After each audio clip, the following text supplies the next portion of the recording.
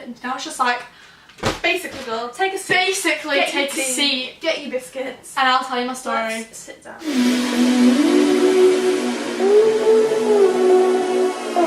Oh, well, like red and white. It's It's Christmas. It's not, it's Halloween. It's freaking bats. I love Halloween. So, welcome back to our channel. In today's video, we are going to be talking about one of the most memorable moments of our friendship, I'd say. Definitely. Definitely. Promised from And me. yeah, it was a promised one that we mentioned in the first video about what we're going to include. And I'll let Grace tell you the title of this video. The day my house burnt down to the ground because of me. Ish.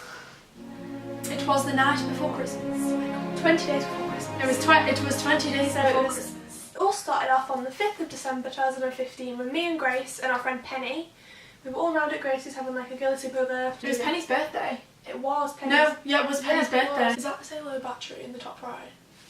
The red. Oh no, it's No, just it's the not. record. I'm a twat. We were all sat in this space, in this The area. in the bed. It was like, we had that celebration box of pennies that she got for her Yeah. birthday and we just scran in it. Surrounding them. And then our internet stopped working on our just went phones.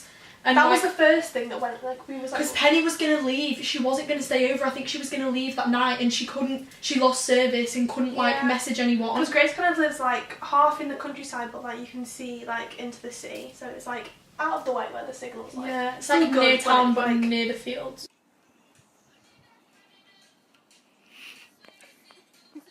So basically I have a view of like Lancaster, and when our Wi-Fi stopped working and signal stopped working we were like, shit, what is going on?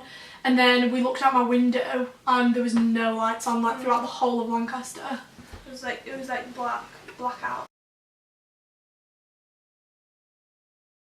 The next morning we woke up to find out that the River Lune, which is the river that runs straight through the centre of Lancaster, had flooded, like literally risen so high up it was touching the top of the Millennium Bridge, which goes like over. Probably shouldn't take a picture so it make more sense. Yeah.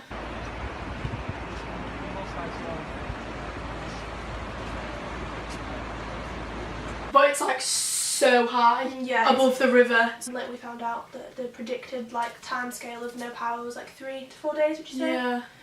So we was pretty pissed about that. But then Penny left in the morning, didn't she? Yeah, Penny didn't stay the full time because she was obviously wasn't supposed to stay, so she kind of... She like needed to see family and stuff since it was her birthday the day before, and like it hadn't really gone to plan because of the power cut. Yeah. So she like left in the morning, and then me and Liv What were time just would you like say that was? like 11, 11? like 10. 10, 11, 10, 11. like... And then so it was just me and Liv in mine, and we were just kind of like, we'd heard the news, we were kind of trying to like fathom and get our head around like Yeah. the fact that we were going to have no power. But we thought it would like all be fine eventually, and then Yeah.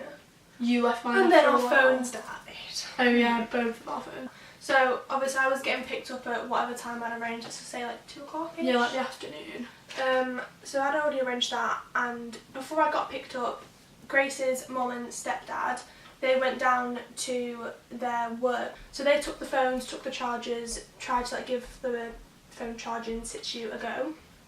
So I'd left. They took everyone's phones, Yeah, so like... Grace's, mine, Molly's. Yeah. I think Molly's. No, Molly was my sister. Oh yeah, we didn't involve that. Molly. It was my sister had stayed at her friend's the night before, who lived like down the road, but it's like a good 15-minute walk to her house.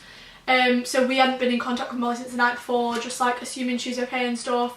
My mum probably rang her in the morning, like the morning of the 6th of December, which is like the morning of the When power cut, shit like the goes night down. before. Yeah, shit goes down. And so Molly wasn't in the house, so once Liv had left, Grace was completely I was home alone. I had like a massive cabinet where all my clothes would be, and it was like all probably like your belongings, basically. All your like belongings you needed, like your clothes, you like all my smellies, my Yeah. like cameras and stuff. Yeah, It's like them IKEA storage units that got like holes. yeah, had like loads of holes in it. It was like 4x4. Anyway, despite the math of it, Simba was like his little plastic cage was only tiny. I will insert a pic. He was a little corn snake, and I'd had him like a year. And he used to have this like little mat underneath his cage that I would plug in, and it would Like a heat basically, it's like a heat mat, yeah, but it would keep his cage a certain temperature, because obviously snakes aren't meant to live like in houses, so they, whatever their temperature, their habitat is, like that's what it needs to be. And due to the power cut, obviously the mat wouldn't work, and so there was candles all over my house, but there was like a candle near his cage, obviously to keep him warm, because I didn't want him to be like dead in the cold. Yeah, this candle had been here for like, but it just fizzled out because it had been there overnight and whatnot, just to keep him warm. So basically Liv had left mine, and I have an old neighbour next door called Barbara, and she's like the sweetest thing. So I went next door to Barbara and I went to go see if she was okay. Must have been there for like 5-10 minutes, like tops, because she was like, she talks and like chats on like what people do. Come back to my house. This is where it gets a little bit serious. But my parents had previously been on holiday like 2-3 weeks before, and while they were away, our fire alarms would just go off. Like we would be sat in the kitchen eating tea, and they would just go off and it would kill our ears. But like it was like something wrong with them, like they would glitch, so we would have to press the button on them to stop them. And when I came back from Barbara's, the fire alarms were going mental, and I just didn't think anything of it. I was like, oh, they're always going off. And bearing in mind, my house is a bungalow, so it's set out a bit weird, so when you first walk in we use the back door, and it's like my kitchen is the first thing you walk into, and then my living room, and all of the bedrooms are like down the other end of the house. So like the air wasn't smoky or anything, like the kitchen seemed fine, and the fire alarm's going off, and I was just like, shit, like, what's going on?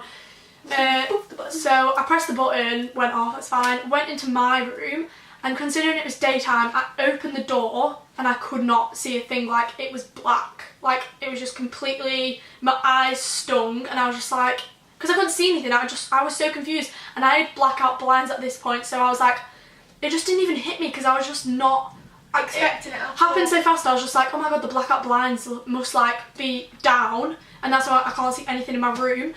And then I like breathed in, and all of this smoke just like hit my throat like on the inside, and I was like looked to my left, and Simba's cage was like, no, it wasn't even Simba's cage, it was like in the like creases of your wall, so like you can't really see the cracks, like the where creases where your two walls like meet, there was like a line of fire going up the wall, like spreading across, spread, and then like the little cubby holes that my clothes and stuff were in, they were on fire.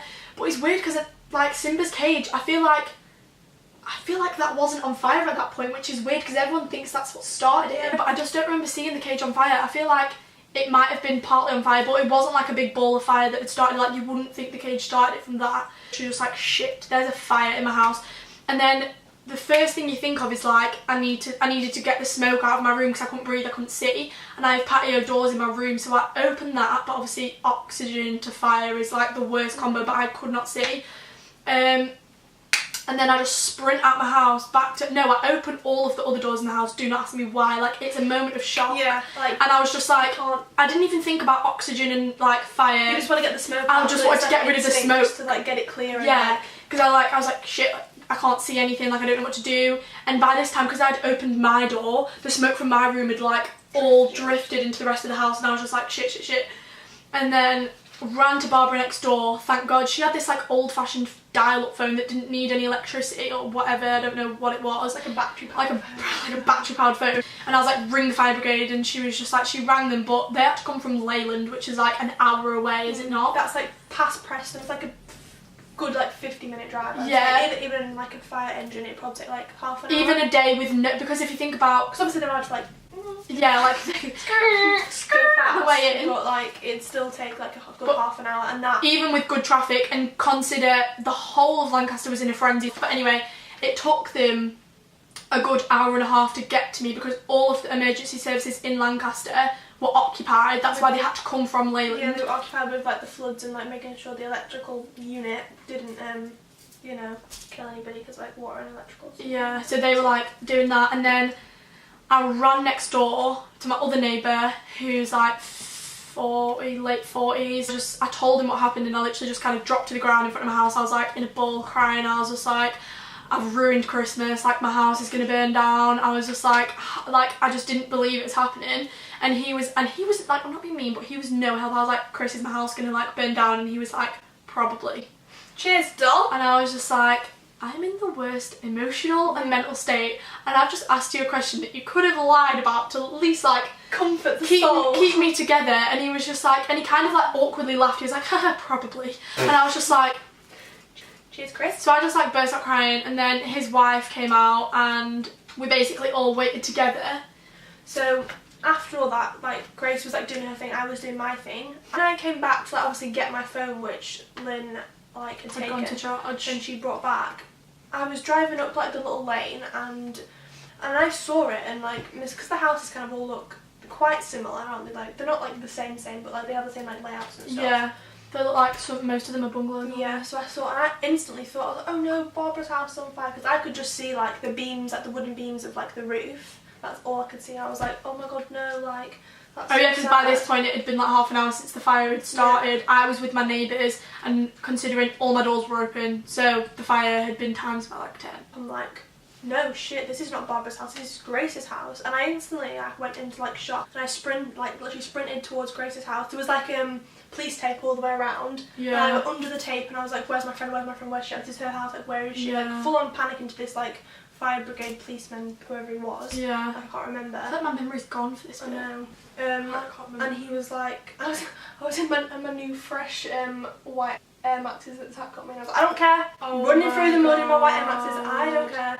I sprinted through, and he was like, this guy was like, she's just in the house next door, like feel free. So like I ran in, and then Was that at Chris's? That was at Chris's house, wasn't yeah, it? and then Grace's mum Lynn, she came to me, she hugged me, and I was like, she literally said to me, I thought she was dead, I thought she'd gone with the fire. Yeah. I was like, no, she's fine, is she here? She was like, yeah, she's in there. She was like crying on my shoulder, and I Oh was my like hugging your God. mum. She was in bits, and then I see you like at the front of the door. I just kept repeating to you, I was just like, I've ruined Chris in my house, Yeah. like my house is burnt. I was I just like just couldn't, mumbling the same stuff. It was like, I was like, I your couldn't- mum's processing like in my it head, was I like, couldn't like fathom that my house is burned down. I was in like pyjamas and a dressing gown because obviously I was just chilling in my gaff before it all happened. So Chris's wife lent me her clothes, but it was like this tennis polo shirt, these flared joggers, That was so funny. and these So, like like, Crocs? funky like They were net trainers, they were weren't like ugly trainer still have them? crepes.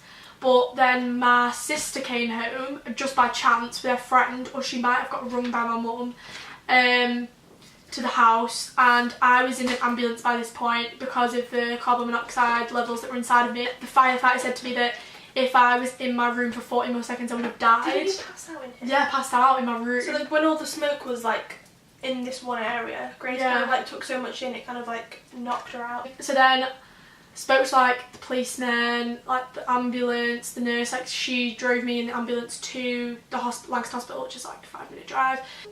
So I went back home after all my blood test. It was all still a bit traumatic, but everyone was organised where they were going to stay. And I was staying at Liv, so I went back to yours, you picked me up. Yeah, we had cottage pie for tea. That is the story of how my house burned down. And See, if anyone actually wants to like continue watching, comment the shit you want to see. do that, Do that. If you enjoyed our story time, we would really appreciate if you would like our video. like our video. Go.